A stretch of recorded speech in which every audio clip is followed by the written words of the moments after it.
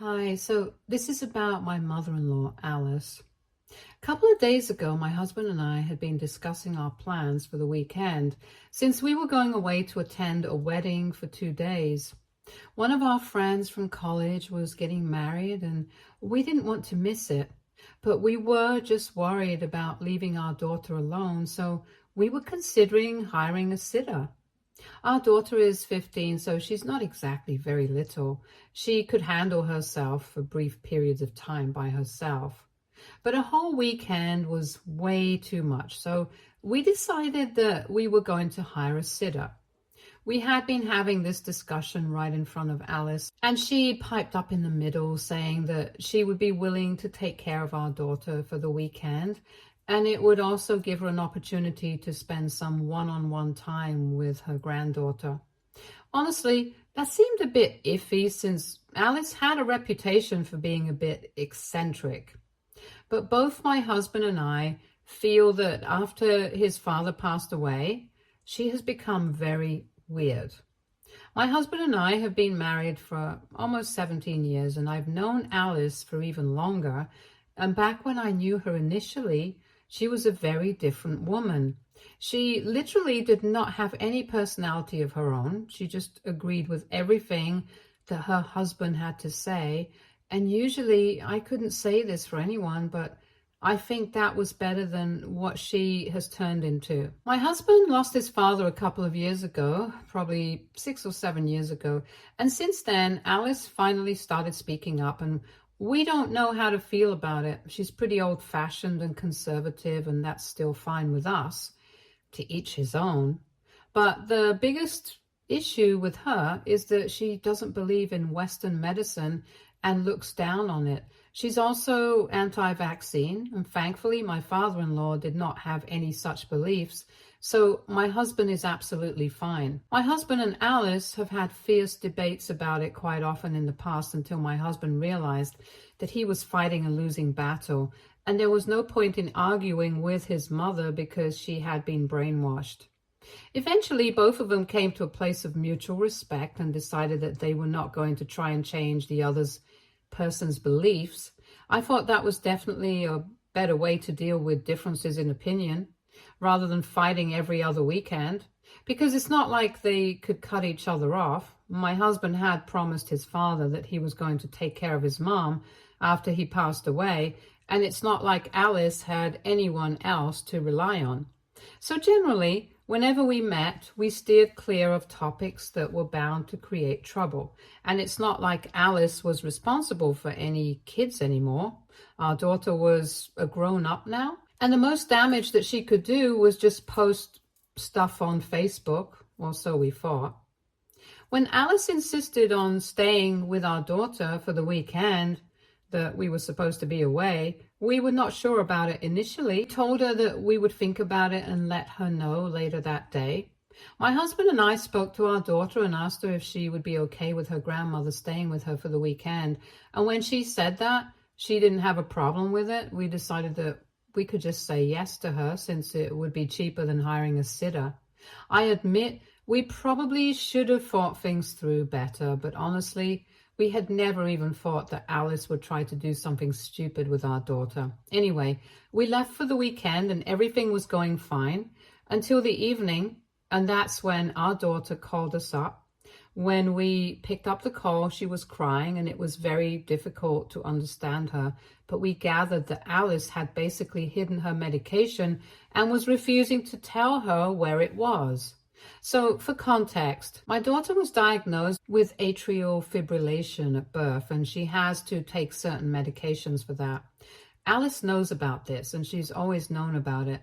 She also knows that this medication is very important for her, and it came as a huge shock to us that she had hidden the medicines because that was taking things a notch too far. I was really upset when I found out, and I comforted my daughter while telling my husband what was going on. He then called his mother up, and we told Alice not to play the fool and to hand the medicines over to our daughter because this was important. But she refused and even said that this was for the best because all these illnesses that we thought we had, it was all imaginary and was all in our heads. It was exasperating. But my husband still tried to argue with her and talk some sense into her. Meanwhile, I continued to speak to my daughter and try to calm her down because she was livid. At first, she had been crying because she was upset, but afterwards, she started ranting about how idiotic her grandmother was being. And honestly, can you blame her? Anyway, after a while, when Alice still continued to say that the medication was just not necessary, I decided that I had had enough, and I told my husband to hang up so we could call the cops and have them directed to our house. I also called my parents up and told them to go to my house and stay with my daughter, and they agreed immediately, so it was all sorted. We had expected some sort of resistance as soon as the cops would show up at my place, so I had my daughter put me on the phone with them, and I explained the entire situation to them. Later on, my daughter told me that Alice was not ready to leave, and she had been dragged away while she kicked and screamed about how we were ruining our daughter's health by putting unnecessary chemicals in her body. After my parents reassured me that everything was fine, Alice was gone, and that they had also found the medicines hidden under the kitchen cabinet, we could finally enjoy the rest of the weekend. We kept checking in with our daughter and my parents periodically and made sure that everything was fine. We finally returned 2 days ago, and our daughter was very happy to see us. But my parents took me aside and said that they were very disappointed with the way that I had chosen to deal with this situation. I couldn't understand what they were getting at until they told me that they couldn't blame Alice for acting like an idiot because she had proven that she was one. All her Facebook posts, her behavior, and the way she defended herself were proof of the fact that her beliefs were completely backward, and we had known about it. So we should have had the common sense of knowing that she was not somebody who could be trusted with our daughter, especially given her heart condition and her need for medicines. At first, I got very defensive and told my parents that it was not fair to blame them because so far, Alice had never done anything involving our daughter. In fact, she had never even said anything about it. A couple of months ago, we had told her that we did not want to argue with her about these topics and that we were going to believe what we wanted to believe. And she was free to believe what she wanted to, as long as it did not interfere with our lives. Since then, she has kept her mouth shut about her beliefs, and we thought that she was going to respect them even now. I know that she did not believe in Western medicine, but my husband and I had thought that she wouldn't try to impose on our daughter at the very least. We had genuinely thought that she was going to respect our decision, but we had been wrong, and everyone makes mistakes. My parents came up with a very valid point that everyone does make mistakes, but this one just had been very avoidable. They told me that they did not expect me to be able to go in time and fix this, but the least I could do was think about what had happened and not get defensive. However, at the time, I was in no mood to accept my faults, and I ended up arguing with my parents. But now that it has been a couple of days, I'm not sure if it was right for me to disregard their opinions. After all, they did have a point. My husband and I had known what kind of a person Alice was, and in spite of that, we had decided to trust her with our child. So that was definitely on us, but I think it's unfair for them to put it all on us because, like I had said, Alice had never shown any indication that she was going to try and impose her beliefs on our family. She had promised us that she was going to keep her beliefs to herself, and we thought that we were doing the right thing by allowing her to spend some time with her granddaughter. Anyway, I discussed this with my husband this morning, and both of us feel very guilty about the argument with my parents, and we want to apologize. But we're still not sure. So AITA for allowing my mother-in-law to babysit my daughter. Update 1. Hello guys, so I hear you guys, and I have read most of the comments that people left on our post. I would like to thank everyone who took the time to comment and explain certain things to us. And yeah, my parents were right, so we decided to apologize to them after all. They had dropped everything to spend the weekend with our daughter, and that's something really appreciable. And I hadn't even thanked them properly.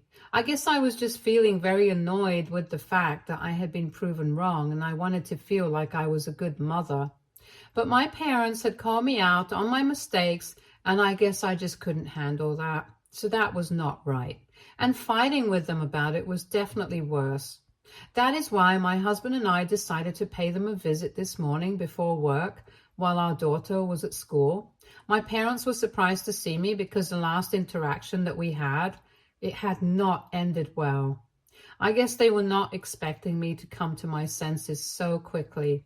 But they were still very warm and accepting, and after we apologized, it all went back to normal almost immediately. Both my husband and I had decided that we were going to join work after lunch so we could spend some time with my parents and properly thank them. We had lunch with them, and it was really wholesome.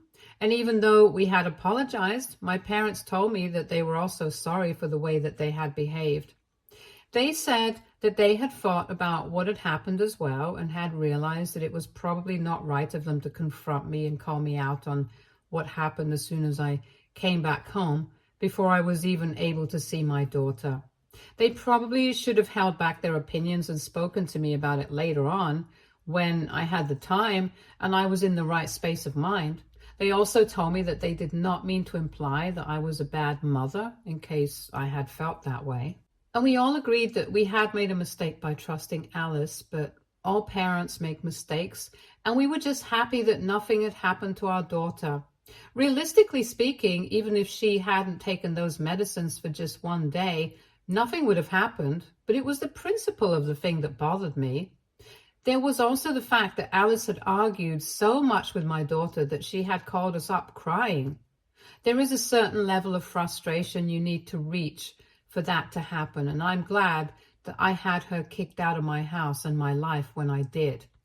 Now that we're no longer speaking to Alice, my parents wanted to know how she was going to take care of and support herself, but we are not really worried about that.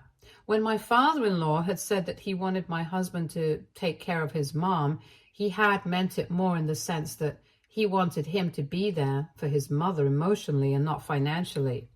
Her husband had left her enough money when he passed away, so she could definitely get by on her own without our help.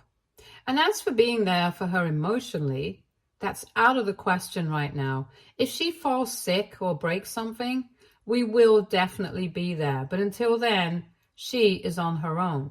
In fact, we don't even know what she will want us to do if that ever happens, given her new-founded beliefs about Western medicine.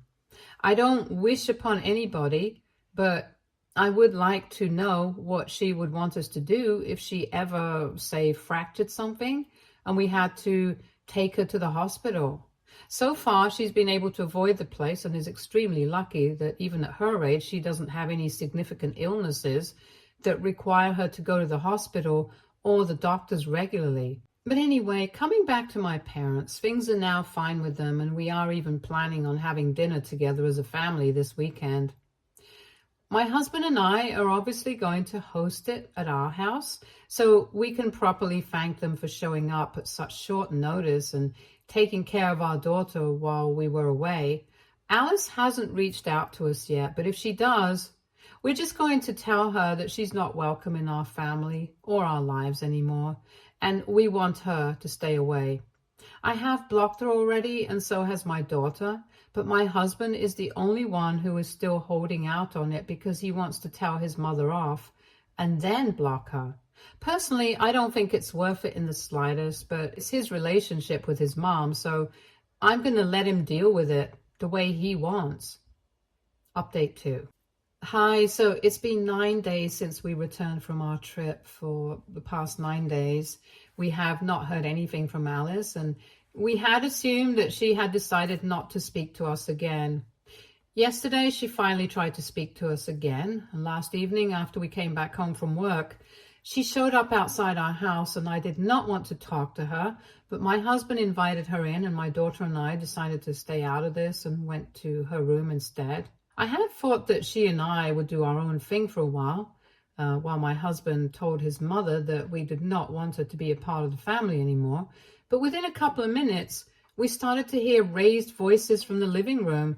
We tried to ignore it at first, but then things got even louder. I told my daughter to stay in her room while I went downstairs to check out what was happening. When I entered the living room, I saw that my husband was screaming at his mother at the top of his lungs, and she was screaming right back. They were being so loud that for a couple of minutes, I couldn't even decipher what they were talking about. After some time, I was able to understand that my mother-in-law had accused my husband of trying to harm his family on purpose by allowing us to put dangerous chemicals inside our bodies without even knowing the consequences of doing so. My husband had told her she was crazy and kept telling her to get out of the house, but she refused. And she said that she was not going to go anywhere without having the chance to speak to our daughter and tell her that she shouldn't trust us because we were clearly too brainwashed to be good parents to her. Alice was being ridiculous, and I told her that if she did not leave, I was going to be forced to call the cops on her yet again. And this time, she was running a risk of having charges pressed against her because now she has a history of such antics. But she told me that she was not scared and said that she would do whatever it took to protect her granddaughter because it was bad enough that we were forcing her to take medicines when she was not even the legal age to consent to them, and she could not allow this to happen without her knowing the consequences of it. It was so ridiculous. I could totally understand why my husband had lost his temper and was yelling like a madman. Dealing with her would force anybody into acting the same way, but I decided to keep my cool, and I told her that she was welcome to speak to our daughter. This might be considered a controversial move, but if the only way to get her to leave without calling the cops was to do this, then I was willing to do it. If I had called the cops and pressed charges and stuff, then she just would have kept finding ways to bother us again and again. This would have become a pattern. And even if we applied for a restraining order against her, it would take time to prove that she could harm us. And I was not interested in getting into all of that. I knew for a fact that my daughter did not agree with her grandmother's opinions, and she was definitely going to put her in her place if she tried to brainwash her. I believe that that was the only way of dealing with this. My husband did not even need to be told what my plan was. He just agreed with me and said that we could all go up to our daughter's room and see what she had to say about this. So Alice went to her room quite confidently with us behind her, and when she barged into her granddaughter's room, my daughter looked surprised, but did not say anything. Then Alice started lecturing her about the importance of knowing your body, knowing your health, and knowing that it's not right to put unknown chemicals in your body without being fully aware of the repercussions. She tried to tell my daughter that the only way to deal with her heart condition, if she even had one, and it hadn't been invented by the doctors to extract money from us, was to pray and manifest her way out of it. She then handed her a list of ingredients from her purse and said that mashing those ingredients and consuming the powder with her food every day was bound to cure her heart condition way faster than these medicines. It was really difficult for me to control my laughter, and my daughter's face was worth $1 million at that moment. Anyway, after Alice handed her that list, my daughter calmly crumpled it up and tossed it in the bin. She then turned to her grandmother and told her that she was going to trust her parents, who seemed to be from this generation, and not her grandmother, who seemed to be from ancient times. And then my daughter went back to scrolling on her phone, and I was so proud of her. Alice was too stunned to speak for a couple of minutes, but then she tried to scream at my daughter, but this time I was not having it. I told Alice that she had said that she wanted an opportunity to speak to our daughter and warn her, and she had already had that, so now she had no business screaming at anyone. And she had to leave because we had made it very clear to her that we did not want her unsolicited advice. I could tell that she really wanted to scream at me, or at least slap me, but I was right. She had to leave, and that was it. I'm really hoping that after this, she does not bother us anymore, because I'm not sure if we have the grounds for a restraining order at this point. I really think that it's the only thing that's going to help us. The other thing that we can do is move out of here and change all our contact info, but that seems too much hard work to put in just to stay away from her. Anyway, I'm keeping my fingers crossed. Update 3. Last week, Alice came to our house and caused a lot of trouble, but after my daughter made it clear to her that she did not have any interest in her advice, she left us alone for a while. Of course, she could not keep quiet about this incident. She kept posting shady stuff on Facebook about us, but we did not care about that. A couple of relatives had even asked us why she was posting crap like that, and we had told them the truth, that we did not think it was necessary for us to lie just to preserve her reputation. She had done enough damage to it herself, and after we told a couple of people the truth, they started cutting her off. Just to be clear, we did not have to tell anyone to cut her off. They started doing it of their own accord. My husband and I honestly did not even have any intention of hurting my reputation while we were telling our relatives what had happened when they asked us. But I guess she thinks that it's a strategy that we have planned to ruin her reputation. She cannot contact us herself because she has been blocked by everyone, so she decided to get her friends to do her dirty work. Yeah, of course, she has a group of friends who are around the same age and have the same beliefs. So after her family member started cutting her off, she got her friends to text us and say that we had no right to publicly air our dirty linen. That speaks volumes about our character. And she knows that what she has done was with the best intentions. It's our fault that we can't see it. But it was not even worth it to speak to these people because we didn't even know them. So we just blocked them as well and went on with our lives. At this point, everything to do with Alice has become so boring that I don't even feel like thinking about it. But she's also so annoying that I can't help not thinking about it. Update 4. So we had another conversation with Alice, but luckily this time it went slightly better. So a couple of weeks back, we were supposed to have dinner with my parents so we could probably thank them. But unfortunately, my mother came down with the flu, so we had to postpone it. She finally started feeling better a few days back, so we decided to have dinner together this weekend. Last night, we were all having a lot of fun together, and that's when Alice finally showed up again. As soon as I saw her outside, I told my husband I did not want her interrupting this wonderful evening and told him to call the cops because I had had enough of this. I couldn't deal with her once more. However, she started ringing the doorbell frantically and I told her to go away, but she said that she was there to apologize. That was a first because so far she hadn't said that at any point. I was still very skeptical about her and my husband did not think it was worth it. So I told her that I was having dinner with my parents and my mother had just recovered from the flu. So we were really not in the right space to deal with drama right now. I told her that if she wanted to apologize, she could come by the next day and we could speak to each other in person. But she said that she was not going anywhere before apologizing because she had realized how lonely she was without us and did not want to lose out on spending time with her family. She even said that it was good that even my parents were here because she felt like she owed them an apology as well.